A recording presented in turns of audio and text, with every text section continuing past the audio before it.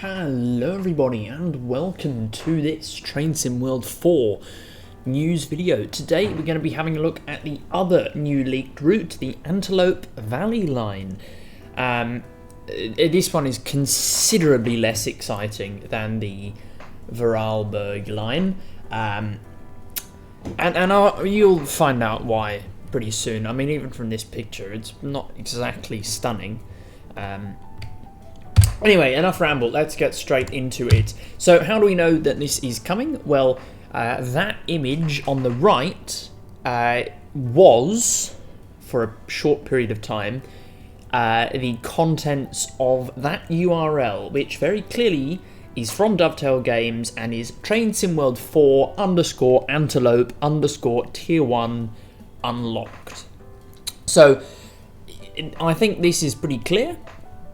Unless Dovetail are playing games with us, which is entirely possible, then there is still every chance that this is just a joke. But I don't think, especially because they pulled the, you can go to that URL and it does not, there is nothing registered to that URL anymore. Well, the URL exists, but there's no content for it. So they pulled the content off the website and the server just pings back a blank response. It's actually, it pings back a sitemap, but that's irrelevant. So they clearly don't want people to know about this, so that makes me think that it is a leak, and I talk about that more in a previous video, which I recommend you go watch. I'll stick it somewhere. Just look at it in the playlist. But yeah, there were also rumours a while back of a 76-mile long route, which is, in fact, there were rumours of a 76.6 mile long route, and some people had already narrowed it down to the Antelope line. I wasn't sure of the origins of that rumour. I thought maybe someone's just picking a route and then looking at how long it is and saying, oh well, here's a rumour. But yeah, this is what we think, and this image, I think, it's obviously tram, but there aren't trams running this line. I reckon there's a reasonable chance that unlocking this mastery tier will put trams down on the LA Metro street running bits, because they do use trams, high floor trams. Fight me, they're not like rail vehicles, they're trams. So perhaps we get AI trams like we did on that Edinburgh to Glasgow route, which would be cool, I guess, although to be honest they should just make that available for everyone. Anyway, let's have a look at the route now. So it's 76.6 miles long. It's got 12 stations with pretty infrequent station spacing once you get out of LA, and pretty irregular as well. It's all fully standard gauge, it's not electrified, and it's mainly, if not all, single track. So it goes from Lancaster in the top, or however the Americans say, to LA Union Station at the bottom in this sort of really ridiculous dogleg through Santa something. Yeah, so a few stations in LA and then much more sparse as you get out, and then you get like ages to get through that bit, and it would take a while. Like an end-to-end run on this route would probably take at least an hour and a half, and by the looks in the middle, you'd be going for half an hour between stops. Like that's pretty ridiculous, pretty stupid. And again, the scenery is pretty drab, not very interesting. You can probably sense my overall mood about this. It's not great. And we'll talk about the rolling stock now. So I reckon there's going to be 4 pieces. Well, if this is set in the present day, if this is coming at all, which I think it is, but if this is set in the present day, there are 4 possible pieces of rolling stock, realistically. There's the MP36PH, which is the bottom right of these 3, the F125, which is on the left, the bi-level cars, which I haven't pictured here, and the Rotem bi-level cars, and their cab car, which I pictured in the top right. They look so ugly. They actually look fucking hideous. And the F125s don't look that much better either. Now, we already have the bi-levels, the Bombardier bi-levels, and we already have the MP36PH for Caltrain Baby Bullet, so I think they're a pretty safe bet. The other 2, I'm not sure. I suspect they'll probably want to introduce rolling stock, new rolling stock. So potentially we could get all of these locos for this pack.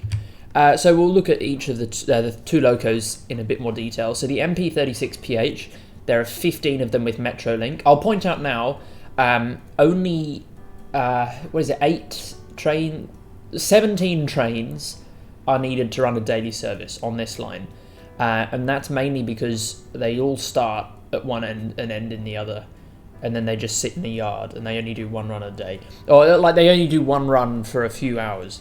It's not like they're just constantly going back and forth. Now some of those 8 might get reused later, because I'll talk about that later. I don't know why I'm talking about that now. These top out at 82 to 102 miles an hour, but the route is limited to 79 miles an hour, and they've got 3,600 horsepower, as the 36 implies in the name.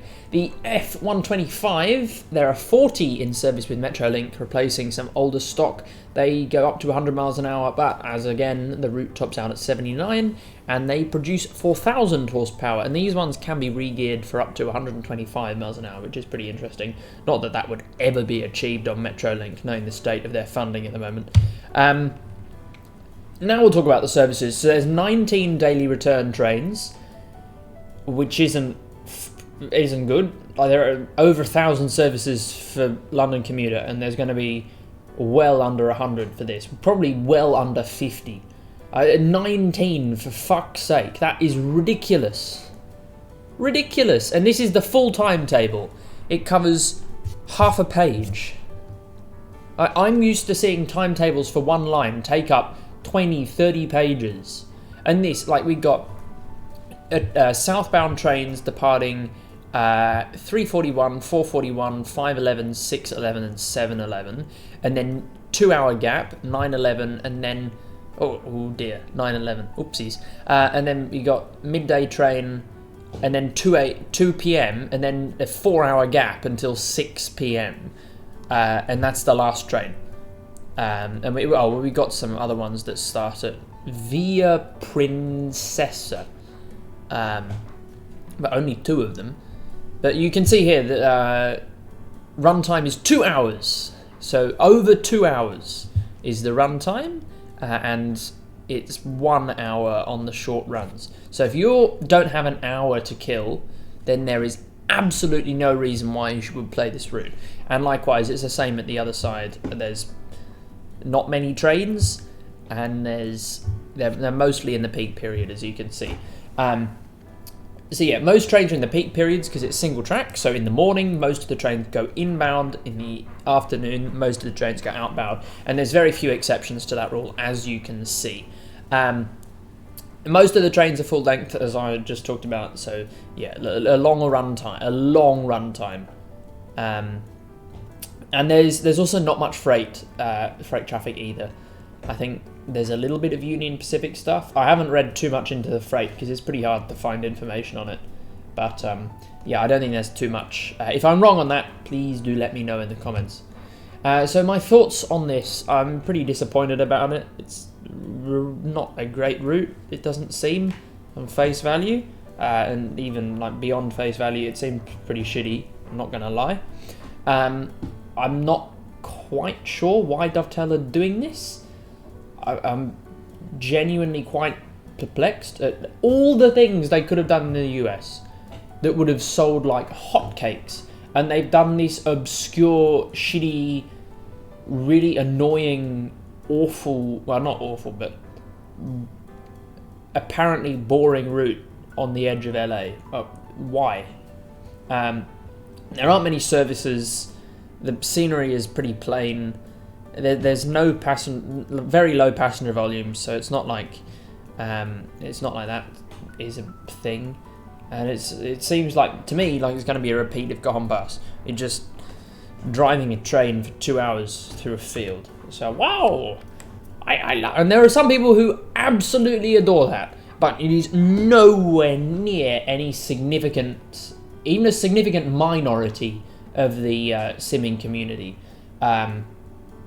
And I think they should be sort of scaling back these kinds of routes and focusing on high density urban routes, because that's what people like. And you can make like one new US heavy freight route a year, and that'll probably keep them satisfied. I don't get it. I just don't understand why they've chosen this route. Anyway, why have they chosen it for Trains in Mod 4? So some of the ideas that I've seen on the forums and some of my own ideas here is that it'd be easier to flog to the sort of other people from international audiences. So perhaps a European who's not super fluent in English would just see LA and buy a route. Oh wow, LA. There's West Coast, yippee! And maybe, you know, locals or people in the US or people who are a bit more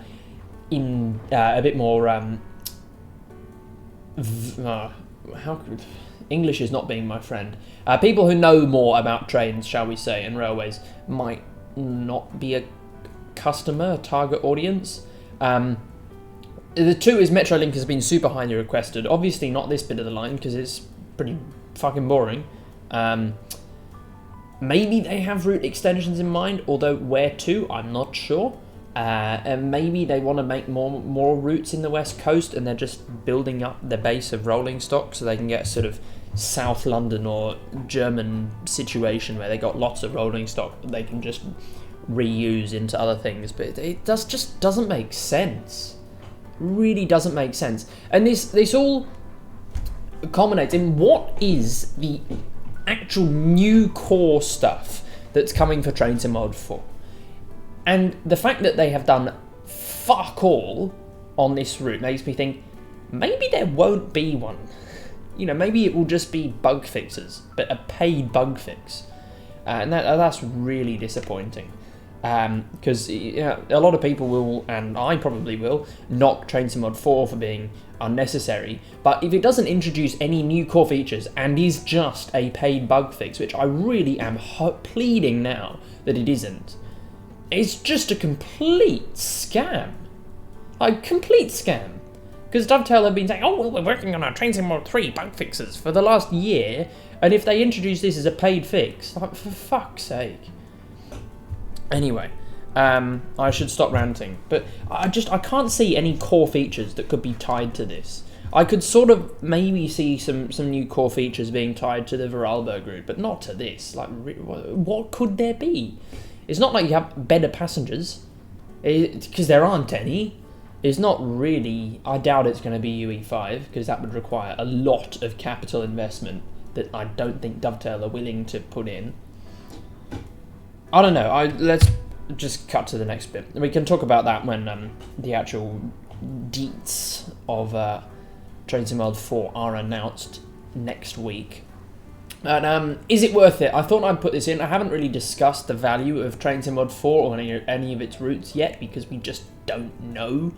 But I thought I'd do this because there's a reasonable amount that we can assume from this leak.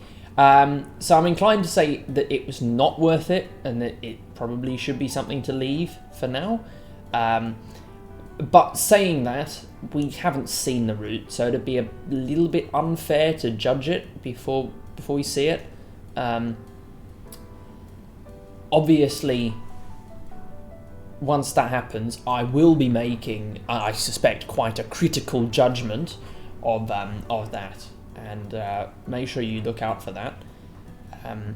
And then if you don't like US diesel routes, then you probably won't like it anyway, even if it's a superb route, looks phenomenal, rebuilt in UE5, you probably won't like it, because again, it's 2 hours, well, maybe if you like 4 1-hour services, and like bloody 17 2-hour services in the middle of a desert. Like, yippee! Hooray!